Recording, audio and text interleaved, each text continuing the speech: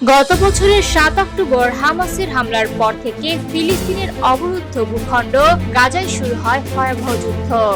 সেই ঘটনার জের ধরে গাজা জুড়ে টানা বোমাবর্ষণ ও সামরিক অভিযানে নেমেছে ইসরায়েলি বাহিনী।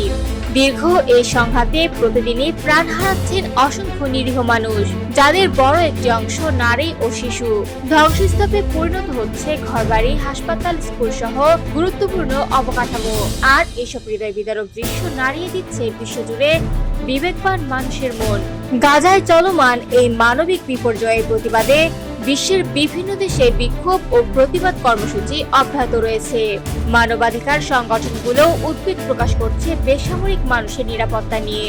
তবে এই পরিস্থিতির মাঝে ধর্মীয় দৃষ্টিকোণ থেকে অনেকেই আলোচনা করছেন ইসরায়েলের ভবিষ্যৎ ও তাদের পরিণতি নিয়ে পবিত্র কুরআনে কি বলা হয়েছে। পবিত্র কুরআনে আল্লাহ তাআলা বনী ইসরায়েলের অতীত ইতিহাস, তাদের অবাধ্যতা এবং পৃথিবীতে ফিতনা ফাসাদ সৃষ্টির কথা উল্লেখ করেছেন। কুরআনের সূরা আল ইসরায় বলা হয়েছে, বনী ইসরায়েল পৃথিবীতে দুইবার বড় ধরনের বিপর্যয় ও অনর্থ সৃষ্টি করবে, আর সে সময় আল্লাহ তাদের বিরুদ্ধে কঠোর যোদ্ধা বান্দাদের পাঠাবেন, যারা তাদের শক্তি ও অহংকার ভেঙে দেবে। কুরআনের আয়াতে আরো বলা হয়েছে, যখন তারা ভালো কাজ করবে তখন তার সুফল নিজেরাই পাবে, আর মন্দ কাজ করলে তার পরিণতিও ভোগ করতে হবে তাদেরই। আল্লাহ তাআলা সতর্ক করে দিয়েছেন, যদি তারা আবারও একই পথে ফিরে যায় তবে শাস্তি আবারও ফিরে আসবে।